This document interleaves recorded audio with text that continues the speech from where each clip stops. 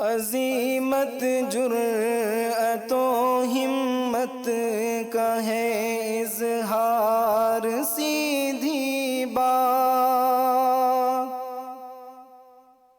روایات صحافت کا علم بردار سیدھی بات۔ ناظرین گرامی السلام علیکم ورحمۃ اللہ وبرکاتہ۔ سیدھی بات کے تازہ ترین پرائم ٹائم میں آپ لوگوں کا استقبال ہے۔ ناظرین میں انصار عزیز ندوی اس وقت کے تازہ ترین پرائم ٹائم میں آپ لوگوں کے سامنے کچھ اہم ترین خبریں اور اس پر تبصرے لے کر کے حاضر ہوا۔ ناظرین گرامی میں آپ کو بتاؤں گا کہ کس طرح سے اس وقت تیجسوی یادو نے صاف طور پر کہہ دیا ہے کہ حکومت وہی بنائیں گے اور پارٹی کے لیڈران سے کہا ہے کہ تیار رہیں۔ تو ساری تفصیلات سناتا ہوں۔ اس کے علاوہ بالی ووڈ کا ایک اور اداکار آصف کتے کی رسی سے پھانسی لے کر کے مر چکا ہے، وہ خبریں میں آپ کے سامنے رکھتا ہوں۔ ادھر RJD کارکنان نے آرا میں کیوں سڑک جام کیا اور کیوں انتخابی ریلی میں دھاندلی کا الزام لگ رہا ہے۔ ولی عہد شہزادہ سلمان بن حماد آل خلیفہ بحرین کے نئے وزیر اعظم منتخب کر لے جانے کی خبریں آ رہی ہیں۔ تو وہیں پر اسدالدین اویسی کو لے کر کے جس طرح کی اس وقت کارٹون بن رہے ہیں سوشل میڈیا میں، وہیں پر اس وقت مسلمانوں کو ان سے ہوشیار رہنے کی بھی اپیل کی جا رہی ہے، اس پر بھی تبصرہ ہوگا۔ اور متحدہ عرب امارات میں کس طرح 4 غیر ملکی قیدیوں نے اسلام قبول کر لیا، وہ بھی بات ہوگی۔ تو وہیں پر کس طرح سے دبئی میں ایک پاکستانی چرواہے پر 10,000 درہم مالیت کا اونٹ چوری کرنے کا الزام لگا ہے۔ یہ ساری چیزیں میں آپ کے سامنے رکھتا ہوں۔ اس سے پہلے آپ لوگوں سے درخواست ہے کہ جن احباب نے ہمارے چینل کو سبسکرائب نہیں کیا ہے سبسکرائب کر لیں، ہماری ویڈیوز کو دوستوں تک پہنچانے میں ہماری مدد کریں، لنک کو شیئر کریں۔ ادارے کی مضبوطی آپ کی مضبوطی ہے۔ بہرکیف ناظرین گرامی، آئیے سب سے پہلے میں آپ کو ایک اہم ترین خبر کی جانب توجہ دلاؤں کہ آپ لوگ جانتے ہیں کہ سیدھی بات فاؤنڈیشن کی جانب سے الگ الگ طرح کے فلاحی اور امدادی کام جاری رہتے ہیں، اور حال ہی میں ہم نے 12 ربیع الاول سے ایک نئی تحریک کا آغاز کیا تھا، اور وہ ساری چیزیں آپ لوگوں کے سامنے وضاحت کے ساتھ آ بھی چکی ہیں، اور الگ سے ہم نے ویڈیو بھی بنا کر کے رکھ دیا ہے۔ اب خبر آج ایک اور اہم تجزیاتی میٹنگ کا انعقاد کیا گیا کہ اس تحریک کو مزید پورے سال تک کس طرح برقرار رکھا جائے، اور جو ٹیموں نے میدان میں اتر کر کے کام کیا تھا اور ہمارے غیر مسلم بھائیوں میں برادران وطن میں کنڑا، انگریزی اور الگ الگ زبانوں میں جو کتابیں دی تھی، اس کا کہاں تک اثر ہوا اور کس طرح کے جو ہے رد عمل سامنے آئے، یہ ساری کارگزاری آج سنی گئی۔ اور بہت ہی ہمت افزا کارگزاری سامنے آنے کے بعد اس تحریک کو لگاتار پورے سال جاری رکھنے کے لیے کس طرح کی سسٹم بنایا جائے اور کس طرح کی چیزیں سامنے لائی جائے، اس پر بھی گفتگو شنید ہوئی ہے۔ اور یہ بات طے ہو گئی ہے کہ مہینے میں ایک بار شہر کے کسی خاص نکڑ کو یا سرکل کو جو ہے منتخب کر کے وہاں پر جو ہے لوگوں کو، غیر مسلم برادران وطن کو الگ الگ موضوعات پر جو ہے کنڑا، انگریزی اور دیگر زبانوں میں کتابیں دی جائیں۔ اور ساتھ ہی ناظرین میں آپ کو یہ بھی بتا دوں کہ اس وقت سیدھی بات کی جانب سے یہ فیصلہ لیا گیا ہے کہ انٹرنیشنل سطح پر یعنی عالمی سطح پر پروفٹس فار آل نام کے ایک ویب سائٹ کو بنایا جائے، اور اس ویب سائٹس میں تمام زبانوں کی سیرت کی کتابوں کو اور اسلام سے لوگوں کو روشناس کرانے کے لیے ایسی کتابوں کا ترجمہ کروا کر کے وہاں اپلوڈ کی جائے، اور پھر وقتاً فوقتاً لوگوں کے درمیان اس سے کمپٹیشن کے لیے اس ویب سائٹ کا سہارا لے کر کے الگ الگ پروگرام منعقد کیے جائیں، الگ الگ شعبوں میں، وہ چاہے پولیس افسران ہو یا دیگر کوئی بھی کسی بھی شعبے سے تعلق رکھتے ہوں۔ اس طرح کے فیصلے آج لیے گئے ہیں۔ مزید جو ہے اور نشستوں میں اس پر جو ہے حتمی فیصلے لیے جائیں گے۔ فی الحال کتابوں کے انتخاب کا بھی چرچا ہوا اور کن کتابوں کو اختیار کرنا ہے، اور کتابوں کو دوبارہ جانچ کرنے، اس میں کسی طرح کے برادران وطن کو کسی بھی موضوع پر اشکال نہ ہو، اس طرح کی چیزیں بھی جو ہے رکھنے کی کوششیں کی گئی۔ چونکہ اس وقت زمینی سطح پر کام ہو رہا ہے تو الگ الگ طرح کے تبصرے اور الگ الگ طرح کی جو ہے باتیں سامنے آ رہی ہیں، تو ظاہر سی بات ہے کہ میدان میں جانے سے پہلے پوری طرح سے تیاری بھی ہونی چاہیے، اور اس طرح کے موضوعات سے بھی ہمیں بچنا چاہیے جس موضوعات کو لے کر کے اس وقت دشمنان اسلام جو ہے الگ الگ طرح سے مسلمانوں کو نشانہ بنانے کی کوشش کرتے ہیں۔ اس وجہ سے کتابوں کا انتخاب، موضوعات کا انتخاب، ان تمام چیزوں کے لیے بھی اس وقت جو ہے ایک خصوصی بیٹھک بلانے کی بھی بات ہوئی ہے۔ آپ لوگوں سے درخواست ہے کہ اس تحریک کو کامیاب بنانے میں آپ ہمارے ساتھ رہیں اور وقتاً فوقتاً ہمیں مشورے بھی دیتے رہیں۔ बहरकैफ नाज़रीन, आइए ख़बरों की जानिब बढ़ते हैं। और सबसे पहली ख़बर जो इस वक्त मुझे आप लोगों के सामने रखना है और वो है कि बॉलीवुड में खुदकुशियों का सिलसिला लगातार जारी है। बॉलीवुड एक हंगामा खेज, आंखों को चकाचौंध कर देने वाली दुनिया है, लेकिन यहाँ से जो खबरें निकल कर के आती हैं वो बहुत ही अफसोसनाक होती हैं। बॉलीवुड अदाकार आसिफ बसरा ने खुदकुशी कर ली। जुमेरात को हिमाचल प्रदेश के कांगड़ा ज़िले के धर्मशाला में आसिफ बसरा ने मेकलोडगंज में जोगी बाड़ा रोड पर वाक़े एक कैफ़े के पास खुदकुशी की। अदाकार ने खुदकुशी क्यों है इस बात का अभी तक पता नहीं चल पाया है। कांगड़ा के एसपी दमकत रंजन ने मामले की तस्दीक की है कि उन्होंने खुदकुशी कर ली। बताया जा रहा है कि हादसे की इत्तला मिलती ही पुलिस टीम भी मौके पर पहुंची। पुलिस ने लाश को कब्जे में लेकर मामले की तफ्तीश शुरू कर दी है। ये भी बताया जा रहा है कि अदाकार आसिफ बसरा गुज़श्ता 5 सालों से मेकलोडगंज में एक किराए के मकान में रहते थे। उनके साथ उनके गैर मुल्की खातून दोस्त भी रहती थी। पुलिस इस मामले की जाँच पड़ताल कर रही है। ये भी बताया जा रहा है कि आसिफ बसरा यूके के खातून के साथ लव इन में मेकलोडगंज में रहते थे। जुमेरात दोपहर वो अपने पालतू कुत्ते को घुमाने के लिए निकले थे। उसके बाद घर वापस आकर उन्होंने पालतू कुत्ते की रस्सी से फंदा लगा लिया। इब्तिदाई जांच में ये पता चला है कि वो डिप्रेशन का शिकार थे। कांगड़ा के एसपी दमकत रंजन ने मामले की तस्दीक करते हुए बताया है कि पुलिस मामले की पड़ताल कर रही है। आसिफ बसरा ने खुदकुशी की है।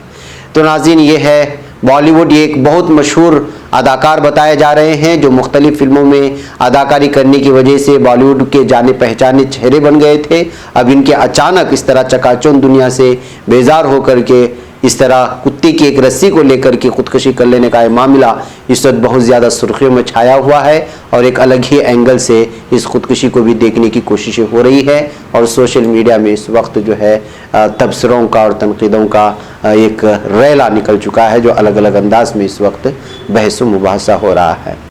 बहरकैफ नाज़रीन, आइए अगली खबर की जानिब बढ़ते हैं। और अगली खबर ये है कि जैसा कि मैंने मॉर्निंग प्राइम टाइम में भी आप लोगों के सामने बात रखी थी कि बिहार में इस वक्त हुकूमत बनाने के लिए तेजस्वी यादव अलग अलग तरह के मंसूबे बना रहे हैं। इस बीच में उन्होंने सियासी हलचल मचा दिया है ये कहते हुए अपने एक पार्टी की मीटिंग में कि हुकूमत हमारी ही बनेगी, आप तमाम लोग तैयार रहें। जी हाँ, बिहार असेंबली इंतखाबात के नताइज बरामद होने के बाद भी सियासी हलचल रवा दवा है। वैसे तो एनडीए 125 सीटें हासिल करके हुकूमत साजी के लिए पूरी तरह तैयार है, लेकिन जुमेरात को पटना में साबिक वज़ीर आला राबड़ी देवी की रिहाइशगाह पर महागठबंधन लीडरों की जो मीटिंग हुई उसके बाद सियासत में एक गर्मी पैदा हो गई है। इस मीटिंग में आरजेडी लीडर और महागठबंधन के वज़ीर आला के उम्मीदवार तेजस्वी यादव ने फतहयाब अराकीन असेंबली से खिताब करते हुए दावा कर दिया कि हुकूमत उनकी ही बनने जा रही है, इसलिए सभी तैयार रहें। एक हिंदी न्यूज़ पोर्टल में इस रिपोर्ट को मुकम्मल तौर पर शाये किया गया है कि तेजस्वी यादव ने अपने फतहयाब अराकीन असेंबली से अपील की है कि वो आइंदा 1 महीने तक पटना में ही रहें। दरअसल तेजस्वी यादव को अंदेशा है कि एनडीए ऐसी कोशिश कर सकती है कि कुछ अराकीन असेंबली को अपनी तरफ खींच ले, इसलिए तेजस्वी पूरी तरह मोहतात रहना चाहते हैं। तेजस्वी महागठबंधन की हुकूमत बनने को लेकर बात इसलिए कर रहे थे क्योंकि उन्हें उम्मीद है कि एनडीए में हुकूमत साजी को लेकर कुछ खलबली मच सकती है और ऐसे में उसका फ़ायदा महागठबंधन उठा सकता है। इस तरह से जो है उन्होंने सोचते हुए इस तरह का बयान जारी किया है, जिसकी वजह से एक मरतबा फिर जो है बिहार की सियासत में इस वक्त हलचल मची हुई है। आगे जाकर के देखना है कि क्या कुछ यहाँ पर सियासी उथल पुथल होती है। नाज़रीन, दूसरी तरफ आरजेडी कारकुनान ने आरा में सड़क जाम करते हुए इल्ज़ाम लगाया है कि इंतखाबी नताइज में धांधली की गई है। जी हाँ, जुमेरात के रोज़ आरजेडी कारकुनान ने आरा मोहनिया नेशनल हाईवे 30 को जाम कर दिया और आगजनी करके ट्रैफिक को पूरी तरह बंद कर दिया। जिला के उद्वंत नगर थाना हल्के वाक़े मलथर गांव के पास सैकड़ों की तादाद में आरजेडी कारकुनान एहतिजाज करते हुए सड़क पर उतरे हैं। मीडिया में आ रही खबरों के मुताबिक सड़क जाम कर रहे आरजेडी कारकुनान का कहना है कि इस बार के इंतखाबी नताइज में धांधली हुई।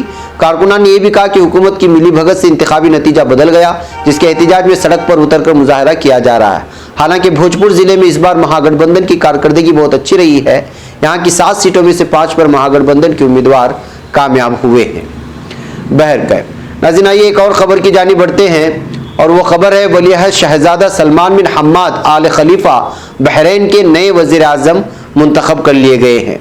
बहरीन के शाह हम्माद बिन ईसा आल खलीफा ने वली अहद शहजादा सलमान बिन हमाद आल खलीफा को मुल्क का नया वज़ीर आज़म मुकर्रर किया। बहरीन की सरकारी खबर रसा एजेंसी BNA ने शाही ख़ानदान की जानिब से इस सिलसिले में जारी एक एडमिनिस्ट्रेटिव आर्डर के हवाले से इत्तला दी है।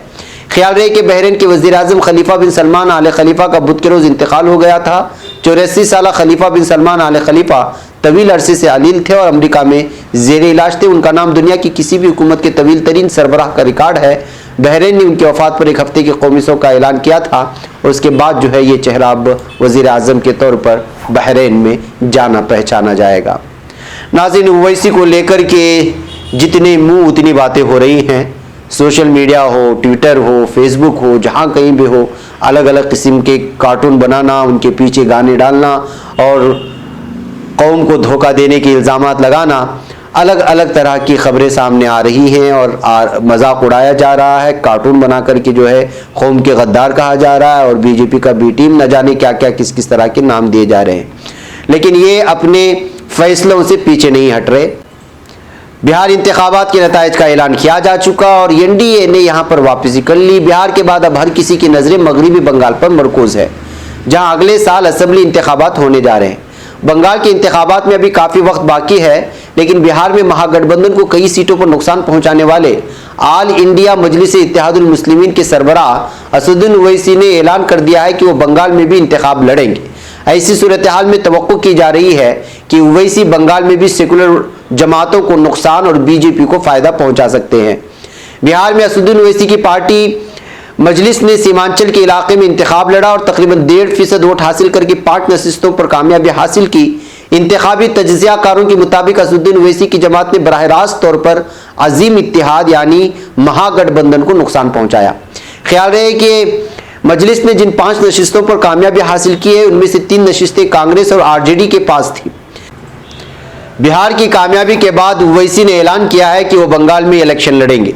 मुसलसल इल्ज़ामात के जवाब में ओवैसी ने कहा कि उनकी एक सियासी जमात है और उन्हें मुल्क में कहीं भी इंतखाब लड़ने की इजाज़त है। ओवैसी ने पलटवार करते हुए ये भी कहा कि आप यानी कांग्रेस वाले चाहते हैं कि हम इंतखाबात ना लड़ें, जबकि आपने महाराष्ट्र में शिवसेना के साथ मिलकर हुकूमत बना ली। मैं बंगाल और यूपी समेत मुल्क में हर जगह से इंतखाब लड़ूंगा, ये कहते हुए उन पर इल्ज़ामात लगाने वालों को उन्होंने करारा जवाब भी दिया है। नाज़रीन, असदुद्दीन ओवैसी की पार्टी उन इलाकों में मुस्तकिल तौर पर पहुंच रही है जहां मुस्लिम वोटर्स की तादाद ज़्यादा है और वो बड़ी तादाद में वोट काटने के लिए कोशा है। बंगाल में मुस्लिम वोटर्स का ताल्लुक TMC और कांग्रेस से है। ऐसी सूरत हाल में अगर बंगाल में ओवैसी का दाखिला होता है तो तज्ज़िया निगारों का कहना है कि यहाँ भी बीजेपी को फ़ायदा हो सकता है और इस तरह एक मरतबा फिर असदुद्दीन ओवैसी की पार्टी पर बीजेपी के बी टीम का ठप्पा लग सकता है बंगाल में भी। ये कहते हुए इस वक्त लोगों को अलल-ऐलान और बेखुसूस मुसलमानों को ये कहते हुए रोकने की कोशिश कर रहे हैं कि असदुद्दीन के बहकावे में ना आए। अब ये कौन इल्ज़ामात लगा रहे हैं, किस तरह की तफसीरें कौन कर रहे हैं, उनके नामों से, उनके चेहरों से, उनकी पार्टी के आइकॉन से आप लोग अंदाज़ा लगा सकते हैं कि आखिर किसको नुकसान हो रहा है और इस वक्त असदुद्दीन ओवैसी की पार्टी से कौन बौखलाए हुए हैं और ज़मीनी हक़ाइक़ क्या है। इन तमाम चीज़ों को वहाँ के वोटरों को देखना भी बहुत ज़रूरी होता है।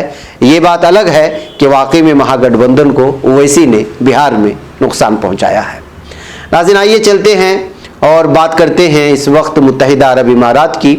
शारजा के देबा अल हैसन और अद्दबीद पुलिस थाने में मुतअद्दिद पुलिस एहलकारों की मौजूदगी में 4 गैर मुल्कियों ने अदालती हुक्काम के सामने इस्लाम कबूल कर लिया है। इस्लाम कबूल करने वाले कैदी का कहना था कि अहलकारों के अच्छे सलूक और मुख्तलिफ लेक्चरर्स में इस्लाम के असल रूह की बेहतर समझ आने के बाद हमने इस्लाम कबूल करने का फ़ैसला किया है। शारजा पुलिस डायरेक्टोरेट के कायम मकाम डायरेक्टर ब्रिगेडियर खालिद अल हमीरी का कहना था, कैदियों ने इस्लाम कैद के दौरान अहलकारों के अच्छे रवैये और मुसलमानों के अखलाक से मुतासिर होकर के कबूल किया है। मजीद बरा ये कि दुबई में इस्लामिक अफेयर से मुतालिक डिपार्टमेंट की जानिब से जारी करदा रिपोर्ट के मुताबिक सेंटर के ताउन से इस साल जनवरी से सितंबर के दौरान तकरीबन 2570 अफराद ने इस्लाम कबूल किया है। इस सेंटर के डायरेक्टर हिंद मोहम्मद लूता का कहना था कि हमारे सेंटर ने दुबई के मुख्तलिफ ममालिक शहरियों का शहर होने का हमेशा फ़ायदा उठाया है और मुख्तलिफ लोगों के मजहब से क़त नज़र उनके साथ रवाबित बढ़ाए हैं, जिससे उन्हें इस्लाम के बारे में गलत फहमियों को दूर करने और इस्लाम के असल रूह लोगों तक पहुँचाने में मदद मिली है। बहरकैफ। नाज़रीन, आइए एक और खबर दुबई की आपको सुना करके मैं इजाज़त लूँ। दुबई में एक पाकिस्तानी चरवाहे पर अपने मालिक का 10,000 दिरहम मालियत का ऊँट चोरी करने का इल्ज़ाम आयद किया गया है। दुबई की इब्तिदाई अदालत को जुमे के रोज समाअत के दौरान बताया गया कि 40 साला इमाराती मालिक को पता चला है कि दुबई में अलहियाब के इलाके में वाक़ उसके फार्म से उसका 10 दिरहम मालियत का ऊँट गायब है। जिसके बाद उसने ऊँटों की मंडी में राब्ता किया तो उसे बताया गया कि उसका ऊँट अलमरमूम एरिया में था। और सरकारी रिकॉर्ड के मुताबिक ऊँट के मालिक ने मजीद ये भी बताया कि ऊँट का पता चलने के बाद में दुबई पुलिस को इत्तला दी, ऊँटों की मंडी पहुँच गए, वहाँ से मुलजिम को गिरफ्तार कर लिया गया है। बहरकैफ नाज़रीन, इस तरह ऊँट चुराने का मामला भी सामने आता रहता है, अलग अलग अंदाज में खबरें हैं, दुनिया है और उसकी रंगीनियत अलग है। मुझे यहाँ पर इजाज़त दो। अस्सलाम वालेकुम वरहमतुल्लाहि वबरकातुहू। खबर पढ़ने का तुमने भी अजब अंदाज पाया है, रवादारी के जज्बे ने भी तुम पे नाज पाया है, इसी रह में मोहब्बत का हंसी एजाज पाया है, तुम्हें हर अंजुमन में हमने तो मुमताज पाया है, मुमताज पाया है, तुम्हीं से है तरक्की पर अजीज अंसार सीधी बात, अजीमत जुर्अतो हिम्मत का है इज़हार सीधी बात।